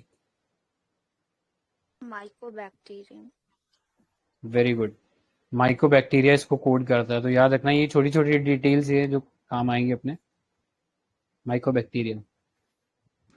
सो आपको पता ही होगा ड्रग रेजिस्टेंट टीबी होती है, तो वो एक वैरायटी है टीबी की जो रेजिस्टेंट हो चुके हैं against the first line drugs of TB. तो उसके अंदर भी और नई नई वैरायटीज देखने को मिल रही है। कुछ और टीबी के जो बैक्टीरियाज होते हैं वो कुछ certain second line of drugs के खिलाफ भी कई बार दिखाते हैं कि वो रेजिस्टेंट है। ठीक है, तो उन सबको भी हम लोग मॉनिटर कर पाएंगे इस इनिशिएटिव के थ्रू। As of now this is only propose, अभी बना नहीं है ये ट्यूबरकुलोसिस जीनोमिक सर्वेलेंस कंसोर्टियम, बस पता होना चाहिए कि हम ये चीज बना रहे हैं। ठीक है, नेक्स्ट आर्टिकल पे चलते हैं। क्लोनिंग बहुत इंपॉर्टेंट आर्टिकल है बिकॉज चाइना ने अभी सक्सेसफुली क्लोन किया wild arctic wolf for the first time in the world. So कोई बता सकता है वर्ल्ड में हम लोगों ने सबसे पहले क्लोन क्या किया था? Sheep. Very Dolly sheep. Very correct, correct correct. Dolly नाम की एक शीप थी, हमने उसको क्लोन किया था। अब ये जो क्लोनिंग होती है इसमें कुछ टर्म्स होते हैं, पहले टर्म्स देख लेते हैं फिर देखते हैं ये क्लोनिंग होती कैसे। सो सबसे पहले क्लोन का मतलब क्या है? क्लोन का मतलब है बेसिकली आप कॉपी करो एक मटेरियल को लेमैन टर्म्स में। लेकिन अगर हम जेनेटिक्स के टर्म्स में बात करें, क्लोनिंग का मतलब है हम ऐसा एक ऑर्गेनिज्म क्रिएट कर रहे हैं जिसका जो जेनेटिक सीक्वेंस है एकदम सिमिलर है एज इट्स पेरेंट। जनरली अगर हमें कोई नया ऑफस्प्रिंग प्रोड्यूस करना है, ठीक है, तो मैमल्स के अंदर जो ऑफस्प्रिंग होता है वो सेक्सुअल रिप्रोडक्शन के थ्रू होता है, जिसमें मेल और फीमेल के जो जर्म सेल्स हैं वो आपस में मीट करते हैं और फिर जाइगोट फॉर्म करते हैं। Zygote is basically the fertilised egg. Female से एग आता है और मेल से जो भी जर्म सेल है वो आता है, और इससे हमें जाइगोट मिलता है। जाइगोट धीरे धीरे फर्टिलाइज होता है और एम्ब्रियो बनता है। एम्ब्रियो बन के और फिर जो भी ऑफस्प्रिंग होता है उसके अंदर वो कंप्लीटली कुछ समय के बाद ट्रांसफॉर्म हो जाता है। ठीक है, सो that's how the offspring is produce. लेकिन यहाँ पे जो ऑफस्प्रिंग प्रोड्यूस हो रहा है उसके अंदर मेल और फीमेल दोनों के जेनेटिक मटेरियल है, इसीलिए उसका जो जेनेटिक मटेरियल है वो यूनिक होता है। It's not similar to father, it's not similar to mother. लेकिन क्लोन में हम एग्जैक्टली कॉपी क्रिएट कर रहे हैं, यानी जो भी पेरेंट है उससे सिमिलर जो जेनेटिक मटेरियल है आपको जो बेटा है या जो ऑफस्प्रिंग है उसमें भी देखने को मिलेगा। ठीक है, जैसे हीरा ठाकुर और भानु ठाकुर वाली बात हो गई। ठीक है, एकदम फोटोकॉपी ही निकले एक दूसरे के। सो यहाँ पे ये चीज याद रखना, we are not talking about twins, we are talking about genetically identical copies. So जब भी हम देखते हैं क्लोनिंग के अंदर they are genetically identical copies, but that doesn't mean कि वो लोग ट्विंस होंगे, मतलब शक्ल उनकी एक जैसी हो ये जरूरी नहीं है। बिकॉज जो फिजिकल टाइप कैरेक्टरिस्टिक होती है वो डिपेंड करता है कि कैसा एनवायरनमेंट में वो लोग रहे। Although they may share a similar genetic material, but that doesn't mean कि उनके जो फिजिकल स्टैचर होंगे वो भी सेम होंगे। ठीक है, हो सकता है हीरा ठाकुर ने कॉम्प्लान पिया बहुत ज्यादा तो उसकी जो हाइट है उसके फादर से बढ़ गई, जिन्होंने शायद कॉम्प्लान नहीं पिया। तो बहुत लेमैन के टर्म्स में इसको पुट कर रहा हूँ कि ऑल्दो जेनेटिक मटेरियल सेम है लेकिन उनका जो फिजिकल अपीयरेंस है वो डिफरेंट हो सकता है। सो अब बात आती है जो आइडेंटिकल ट्विंस होते हैं, हाउ आर दे डिफरेंट? तो आइडेंटिकल ट्विंस का मतलब बेसिकली होता है कि वो मोनोजाइगोटिक ट्विंस है। तो जनरली एक जाइगोट जब बन जाता है तो उसमें से एक एम्ब्रियो ही बनता है, लेकिन कई बार ऐसे देखने को मिला है एक जाइगोट फर्टिलाइज होने के बाद उसमें फिर से एक और मेल जर्म सेल एंटर कर गया और वहां पे हमें देखने को मिलता है टू डिफरेंट एम्ब्रियोज क्रिएट हो जाते हैं, या ये जो एग है ये स्प्लिट हो जाता है और दो डिफरेंट फर्टिलाइज एग बन जाते हैं, जिससे आइडेंटिकल ट्विंस पैदा होते हैं जिनके पास आइडेंटिकल जेनेटिक मटेरियल होता है। अगेन आइडेंटिकल जेनेटिक मटेरियल होता है, एकदम सेम एग्जैक्ट नहीं होता। अब आते क्लोन के ऊपर। क्लोन हम बनाते कैसे हैं? सो मैं जूम कर दिया ये, तो यहाँ पे हम लोगों ने देखो क्या किया है। शीप फीमेल, एक शीप फीमेल शीप थी, उसके बॉडी सेल से हम लोगों ने बॉडी सेल, जिसे हम बायोलॉजी के अंदर सोमैटिक सेल भी बोलते हैं। तो हमारी बॉडी में दो टाइप के सेल होते हैं, एक नॉर्मल सेल जिन्हें हम सोमैटिक सेल्स बोलते हैं, नॉर्मल बॉडी सेल, और एक होते हैं जर्म सेल जिनके थ्रू रिप्रोडक्शन होता है। सो यहाँ पे हम लोगों ने एक शीप से उसका बॉडी सेल लिया है, उसमें से हमने डीएनए एक्सट्रैक्ट किया है। ठीक है। ये जो एक्सट्रैक्टेड डीएनए है उसको हम इनकॉर्पोरेट करेंगे आगे। एक दूसरी शीप है, उसके हमने एग सेल लिया है, ठीक है, यानी उसका जो रिप्रोडक्टिव सेल है उसको हम लोगों ने लिया है, और उस बी जो शीप है उसमें से, उस रिप्रोडक्टिव सेल में से हम लोगों ने न्यूक्लियस निकाल लिया है, ठीक है। इसका जो जेनेटिक मटेरियल था ये निकाल लिया है, और इस जेनेटिक मटेरियल के अंदर इस जो खाली न्यूक्लियस, खाली जो एग था विदाउट एनी न्यूक्लियस, उसमें हम लोगों ने ये डीएनए इंसर्ट कर दिया है, ठीक है। जैसे ही हम ये डीएनए इंसर्ट करते हैं इसका फर्टिलाइजेशन होता है, फर्टिलाइजेशन होके ये जो सेल जो होता है, ये जो सेल था germ cell, this start becoming into an embryo, and जैसे ही एम्ब्रियो बनने लगता है इसे किसी और सरोगेट मदर के अंदर डाल दिया जाता है, एंड वहां से जो शीप पैदा होती है वो हमें मिलेगी सेम एज शीप ए। और शीप ए से हमें सिमिलर क्यों मिल रही है? बिकॉज इसमें जो जेनेटिक मटेरियल गया है, क्योंकि हमने डीएनए जो डाला है इसके अंदर वो शीप ए का डाला है, तो कॉरस्पॉन्डिंगली हमें जो जेनेटिक मटेरियल मिला वो शीप ए का मिला है, ठीक है। सो डॉली के केस में बेसिकली क्या हुआ था, डॉली अगर आप शीप देखोगे तो वो वाइट फेस था उसका, मतलब गोरी थी वो, लेकिन इस चीज को चेक करने के लिए उन्होंने ये जो एम्ब्रियो था वाइट शीप का, एम्ब्रियो जिसके अंदर जेनेटिक मटेरियल वाइट शीप का था, लेकिन एग जो था वो एक ब्लैक शीप का था, ओके। जर्म सेल जो था वो एक ब्लैक शीप का था, लेकिन उसमें जेनेटिक मटेरियल एक वाइट शीप का डाला गया था, और फाइनली इस एग को जो ब्लैक शीप थी उसके अंदर डाला गया सरोगेट मदर की तरह, लेकिन जो फाइनल प्रोडक्ट निकला वो वाइट निकला, यानी डॉली जो थी वो वाइट कलर की निकली, जिससे हमें ये हमें पता लगा कि ऑल्दो हमने एग यूज किया है ब्लैक शीप का, लेकिन वो वाइट निकली है, इसका मतलब वो डेफिनेटली जो जेनेटिक मटेरियल जिस शीप का हमने लोगों ने डाला है उसी से वो पैदा हुई है, ठीक है। तो that's how cloning is done. I hope clear हुआ होगा ये पूरा कॉन्सेप्ट आपको। किसी को डाउट है तो लास्ट में पूछ लेना। आगे चलते हैं। तो 3 टाइप की आर्टिफिशियल क्लोनिंग होती है, जीन क्लोनिंग या डीएनए क्लोनिंग। यहाँ पे हम सिंपली एक डीएनए के फ्रेगमेंट को सेल्फ रेप्लिकेट कराते हैं by using any organism like the bacterial plasmid, जिसके अंदर हम रेप्लिकेट करा सकते हैं, लंबा कर सकते हैं डीएनए को कॉपी करवा करवा के। फिर रिप्रोडक्टिव क्लोनिंग में हम क्या कर रहे हैं, हम ट्रांसफर करें nuclear material isolated from a somatic या body cell into a enucleated मतलब इसमें एग के अंदर no nucleus, there is no nucleus in this egg, और उसके अंदर हमने ट्रांसफर करा दिया है इसको, ठीक है। सो ये चीज याद रखना। इस पूरे प्रोसेस को हम लोग नाम दिया गया है, इस प्रोसेस को बोला जाता है somatic cell nuclear transfer. So this process was basically used to create the first clone of the mammal name Dolly, ठीक है। जो डॉली शीप थी वो हम लोगों ने इससे प्रोड्यूस किया। So this was all that you need to know about the cloning part. अभी चाइना में ये जो क्लोनिंग हुआ है इसकी वजह से अगेन ये पूरा कॉन्सेप्ट जो है इंपॉर्टेंट हो गया हमारे लिए। आगे चलते हैं, the probably the last topic of the day, Indian biological data centre. So ये IBDC जो है ये बना है फरीदाबाद हरियाणा के अंदर, and this is the first national repository for life science data in India based on the biotech pride guidelines. This IBDC is mandated to archive all life science related data generated from public research. So idea ये है, India के अंदर हम जो भी publicly research कर रहे हैं, जो भी इससे जो आउटपुट आ रहा है वो एक जगह पर अवेलेबल होना चाहिए बाकी इंडियन रिसर्चर्स के लिए, ताकि हम लोग हमारे जो रिसर्च है उसमें इकोनॉमी ऑफ स्केल ला सके। मतलब ऑलरेडी किसी को बार बार सेम टाइप की रिसर्च जो है अलग अलग जगह ना करनी पड़े, और वो ऑलरेडी एग्जिस्टिंग जो डाटा है किसी भी रिपोर्ट से रिलेटेड उसका इस्तेमाल वो अपने रिपोर्ट के ऊपर बिल्डअप करने के लिए कर सके। सो this is about Indian biological data centre. ये जो है रीजनल सेंटर ऑफ बायोटेक्नोलॉजी जो कि फरीदाबाद में है, उसमें कोलैबोरेशन किया नेशनल इंफॉर्मेटिक्स सेंटर, जो हमारे इंडिया का एक प्रीमियर डिजिटल एजेंसी है, उसके साथ पार्टिसिपेट किया है, और फिर उन्होंने ये IBRDC जो है उसको लॉन्च किया है।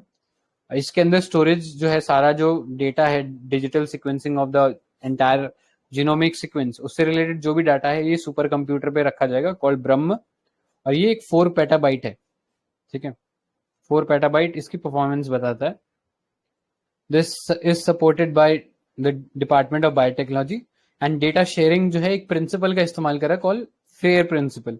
फेयर का फुल फॉर्म है फाइंडेबल, एक्सेसिबल, इंटरऑपरेबल एंड रीयूजेबल। तो नाम से ही चीजें क्लियर है कि यहाँ पे जो भी डेटा है वो इजीली एक्सेसिबल होना चाहिए, इंटरऑपरेबल मतलब बाकियों के रिसर्च में भी यूज आ सकने वाला होना चाहिए, एंड रीयूजेबल बार बार उसे यूज किया जा सके। ठीक है, so this is what is the IBRDC all about. ठीक है, इससे ज्यादा इसमें कुछ जाने की जरूरत नहीं है, बस ये देख लेना इसके अंदर 2 टाइप के डाटा आर्काइव्स बनाए गए हैं, एक जो पब्लिकली सबके लिए ओपन रहेगा और एक है जहाँ पे कंट्रोल्ड एक्सेस रहेगा।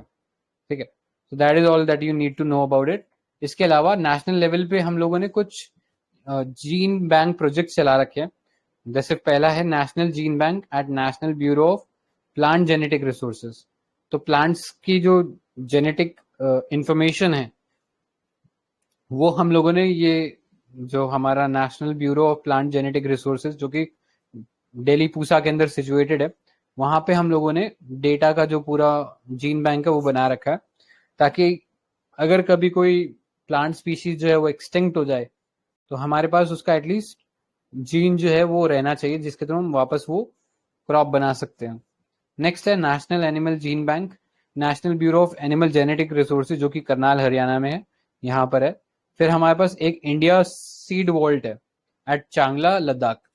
ठीक है, तो यहाँ पे हमने एक सीड वॉल्ट बना रखा है। ओके, सो यही था इसमें जानने लायक। अब आगे चलते हैं अदर इंपॉर्टेंट न्यूज के अंदर। सो पहला टॉपिक इसके अंदर है biological research regulatory approval portal. तो डिपार्टमेंट ऑफ बायोटेक्नोलॉजी ने ये पोर्टल बनाया है जहाँ पे रेगुलेटरी अप्रूवल जितने भी हैं उनको मॉनिटर किया जा सकता है एक सिंगल पोर्टल के ऊपर, जहाँ पे एप्लीकेंट जो है वो रेगुलेटरी एजेंसी के पास अपना जो भी प्रपोजल है या एप्लीकेशन है उसको भेज सकते हैं, फिर ट्रैक कर सकते हैं कि वो एग्जैक्टली किस वर्कफ्लो के अंदर किस लेवल पे अटका हुआ है। उसके कॉरस्पॉन्डिंग उनको एक बायो RRAP जो है एक आईडी दी जाएगी, research regulatory approval portal ID दी जाएगी, जिसके थ्रू उसको ट्रैक कर सकते हैं वो लोग। इसके थ्रू जो बायोलॉजिकल रिसर्च है उसको ट्रांसपेरेंट और एफिशिएंट बनाया जाएगा। ठीक है, तो that is all about this bio RRAP। Next चलते हैं मॉलिक्यूलर मोटर। तो साइंटिस्ट ने अभी एक मॉलिक्यूलर स्केल मोटर डेवलप करी है यूजिंग DNA ऑरिगेमी मेथड। तो ऑरिगेमी आप जानते हो पेपर फोल्डिंग एक टेक्निक होती है।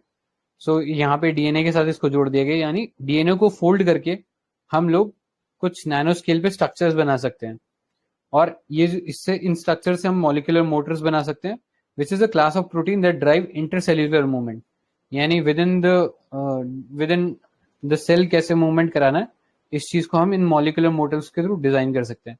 ये जो मॉलिक्यूलर मोटर्स हैं बेसिकली केमिकल एनर्जी का इस्तेमाल करती है to convert them into mechanical energy. ठीक है, केमिकल एनर्जी को यूज करके मूवमेंट प्रोड्यूस कर रहे हैं। तो that is what is happening in this molecular motor. So this is all you need to know about that. And with that biotechnology वाला unit 1 जो हम लोगों ने फिनिश कर लिया। थोड़ा सा टेक्निकल था, तो किसी को कोई क्वेश्चन अभी तक जो हमने पढ़ा उसमें किसी को कुछ भी पूछना है तो अभी पूछ सकते हो आप।